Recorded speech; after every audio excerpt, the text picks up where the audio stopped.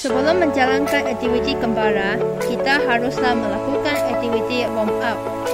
Hal ini penting untuk mengurangkan risiko kecederaan sepanjang aktiviti.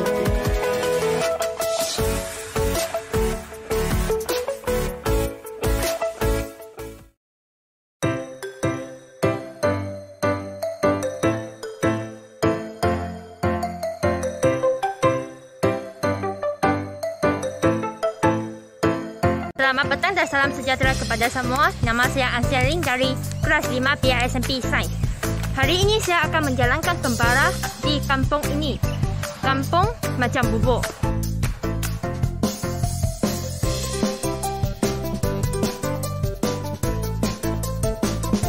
Yang pertama saya ialah tiang bendera sekolah.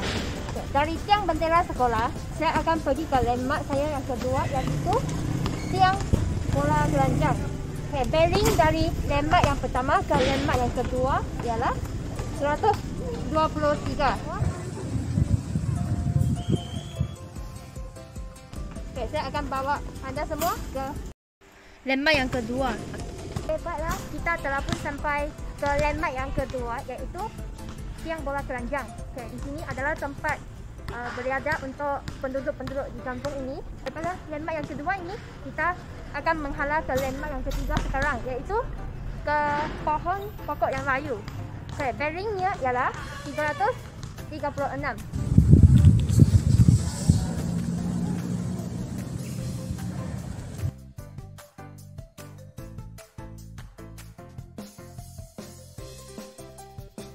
Okey, baiklah rakan-rakan. Sekarang kita telah pun sampai ke landmark yang ketiga, iaitu pohon pokok yang layu. Okey. Pohon pokok yang layu ini terletak di depan sekolah ibunda saya, SJKC Kesin. Okay, daripada landmark ketiga, pohon pokok yang layu ini, kita akan pergi ke landmark yang keempat di sana, iaitu tiang elektrik MBC 20 di arah sana. Bearingnya ialah 21.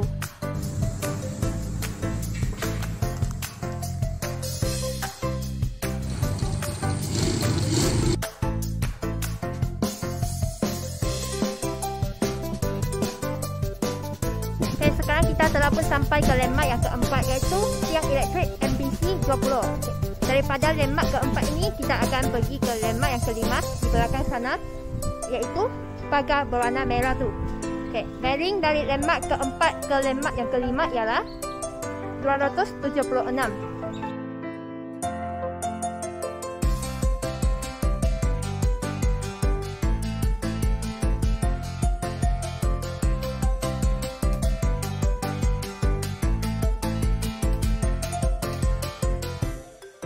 Okey, sekarang kita telah pun sampai ke landmark yang kelima, iaitu pagar berwarna merah. Daripada landmark yang kelima ini, kita akan pergi ke landmark yang keenam. Di sana, iaitu pokok kelapa kuning. Bearing dari landmark kelima ke landmark keenam ialah 16. Okey, jom.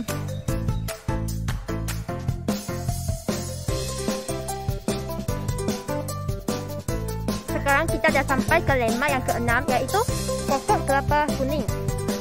Dari landmark yang keenam ini, kita akan pergi ke landmark yang ketujuh, iaitu di landmark ketujuh di sana, iaitu papan tanda Jalan 5 ke Perkampungan Macam Bubuk. Bearing dari landmark yang keenam ke landmark ketujuh ialah 105.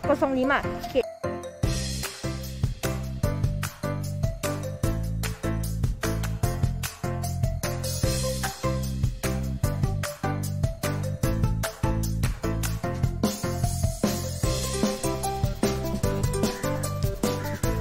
Nak pergi ke sana untuk landmark yang ketujuh.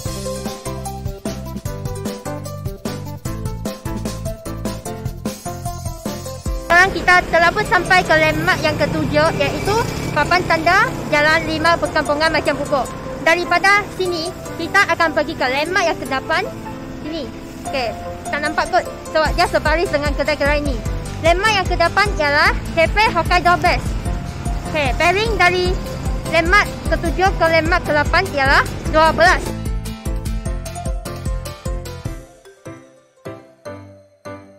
Sekarang kita telah pun sampai ke landmark yang ke-8, iaitu Cafe Hokkaido Best. Dari sini kita akan pergi ke landmark yang ke-9. Di landmark ke-9 di dalam jalan tu, iaitu Pondok Kecil Tekong Cina. Bearing ialah 273.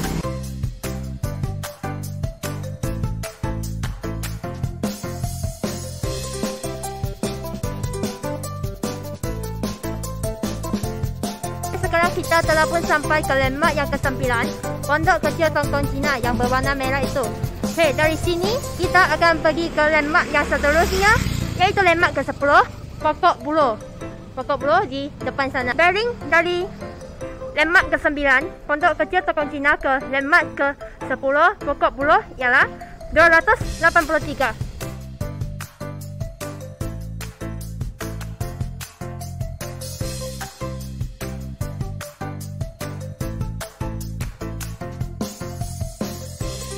Nampak di sini anti-anti sedang buat kuih raya untuk tahun baru Cina, iaitu kuih kapit. Beginilah alat-alat yang digunakan untuk buat kuih kapit.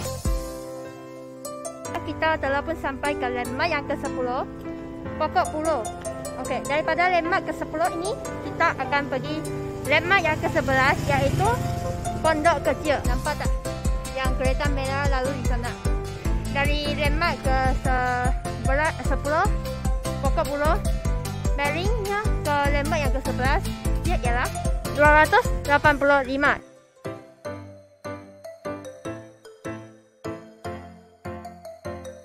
Sekarang kita dah sampai ke Pondok Kecil. Nampaknya pondok ini dah rosak sebab 2-3 hari ini selalu hujan. Dari Pondok Kecil ini, iaitu landmark yang ke-11, kita akan pergi ke landmark yang ke-12 di sini. Landmark ke-12. Okey, rumah kayu tu. Yang tu adalah Tekong Cina. Bearing dari landmark ke-11 ke landmark ke-12 ialah 21.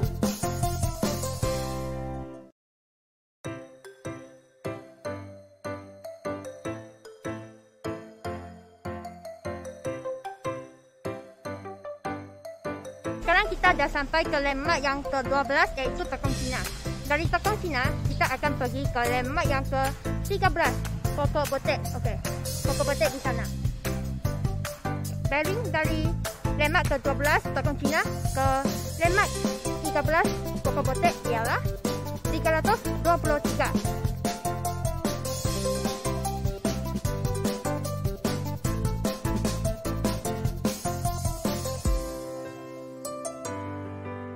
Sekarang kita telah pun sampai ke landmark 13, iaitu Pokok Botek. Dari Pokok Botek kita akan pergi ke landmark yang ke-14, iaitu papan tanda lorong macam bubuk 37. Bearingnya ialah 275.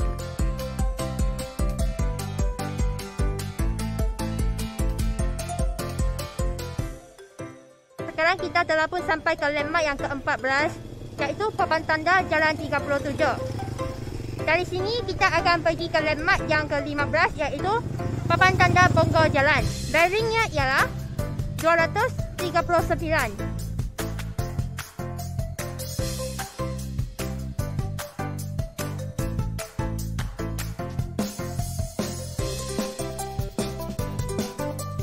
Sekarang kita dah sampai ke landmark yang ke-16, iaitu papan tanda Bonggol Jalan. Dari sini kita akan pergi ke landmark yang ke-17, papan tanda berhenti. Bearingnya ialah 273.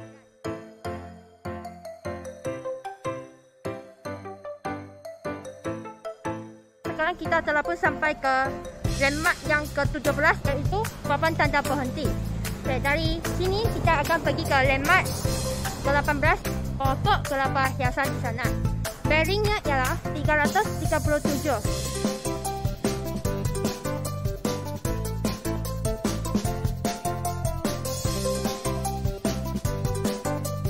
Kita dah sampai ke bearing yang ke-18, iaitu pokok kelapa hiasan. Kita akan pergi ke landmark yang seterusnya, tiang elektrik di hadapan sana. Okey. Bearingnya ialah 190.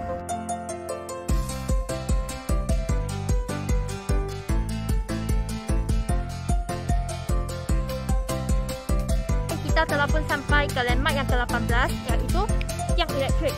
Di tiang elektrik ini ada pokok-pokok. Okey, dari sini kita akan pergi ke landmark seterusnya, iaitu lubang longkang. Bearing dari landmark ke-18 hingga 19 ialah 154.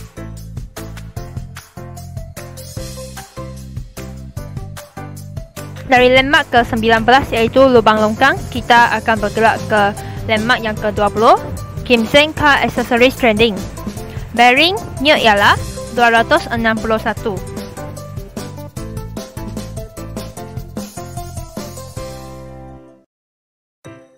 Okey, sekarang kita dah sampai landmark yang ke-20, iaitu Kim Seng Car Accessories Trading. Dari sini kita akan pergi ke landmark yang terakhir, iaitu Speedmart 99. Bearing dari Kim Seng Car Accessories Trading ke Speedmart 99 ialah 354.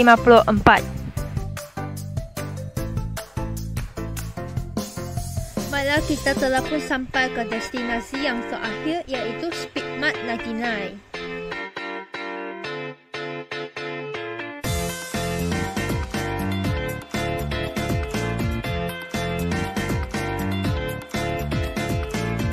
Belakang saya ini merupakan pokok buah mangga.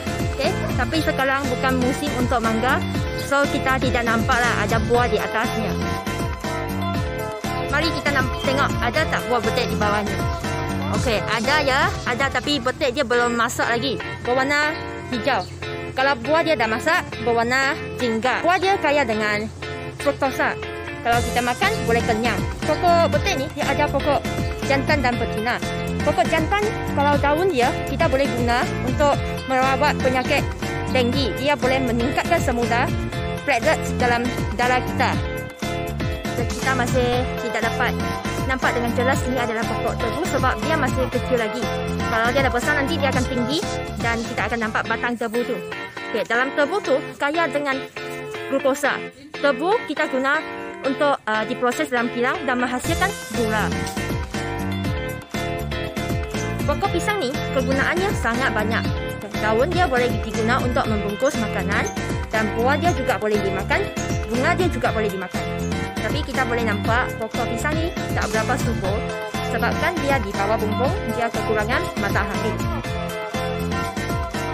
Di sini kita boleh jumpa pokok bunga telang biru dan dia selalu digunakan untuk kita dalam buat masakan. Contohnya buat kuih muih dan buat nasi kerabu.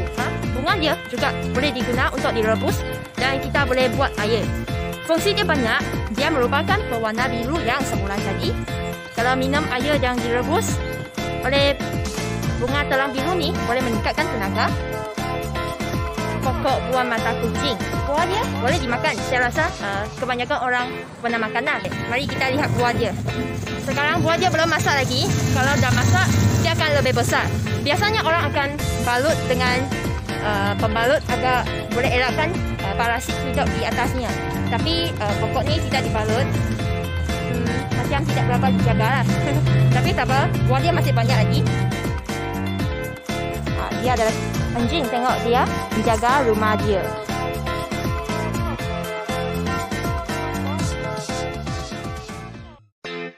Dalam longkang ini ada ikan gapi. Dia boleh makan jejentik. So, kalau rumah kamu banyak nyamuk, kamu boleh belah ikan gapi ni. Daun pudina ini, dia boleh meningkatkan metabolisme dan merawat berbagai penyakit. Contohnya merawat penyakit sesama dan mengurangkan angin dalam perut. Pada masa yang sama, dia boleh digunakan untuk mengurangkan bau mulut. Ini adalah pokok bunga raya. Dia merupakan bunga kebangsaan negara kita. Di atas meja sana terdapat 2 ekor burung kakak. Suara dia tidak begitu merdu seperti burung lain, tetapi dia merupakan burung yang selalu dijumpai di kawasan bercuaca panas. Dia senang hidup kerana dia merupakan haiwan omnivore. Saya patut ingat satu peribahasa, mencurah air ke daun keladi. Okay. Daun ni adalah kalis air dan lapisan atas dia yang kalis air tu, dia boleh elakkan matahari daripada menyejak terlalu banyak air daripada pokok keladi. Biasanya pokok keladi ini dia mengambil 1 tahun untuk masak. Okay. Kita kena tunggu 1 tahunan kalau kita nak korek dapatkan keladi di bawah dia. Daun kari ini kegunaan dia sangat-sangat banyak. Dia ada fungsi anti-peroksidaan, menurunkan kalori, memelihara hati kerana dia akan membantu sistem perkumuhan kita untuk mengeluarkan bahan kumuh yang ada dalam badan kita. Ini daun kari. Ini adalah pokok mulberry. Buah mulberry ini kaya dengan glukosa dan dia juga kaya dengan vitamin. Daun ni boleh dijadi sebagai ubat kerana kalau kita ambil 3 daun lebih kurang begitu, kita rebus dan kita minum, dia baik untuk penglihatan kita. Ini adalah ayam hitam yang dipelihara oleh penduduk. Ayam hitam mempunyai fungsi yang pelbagai. Kalau dimasak dengan herba tertentu, dia boleh membantu melancarkan sistem peredaran darah kita. Daging ayam juga merupakan sumber protein kepada kita. Adalah koleksi daun yang saya kumpulkan. Yang pertama, daun pisang, kemudian daun kari, daun mulberry, daun pokok mata kucing, daun geledek, daun pokok mangga, daun pandan, daun bunga telang dan bunganya, daun betik, daun pudina, bunga raya dan daunnya, daun serai, dan akhir sekali sayur bayam beraja. Sepanjang perjalanan ke Para, saya mendapati kepentingan memelihara alam sekitar. Saya lebih suka akan kehidupan di kampung berbanding dengan kehidupan di bandar. Alam sekitar merupakan anugerah Tuhan yang amat bernilai kepada kesejahteraan kehidupan manusia. Namun, tindakan manusia yang mementingkan diri sendiri telah menyebabkan pencemaran alam sekitar. Jangan menunggu sehingga nasi menjadi kubur. Inisiatif perlu dilakukan bagi memelihara bumi kita.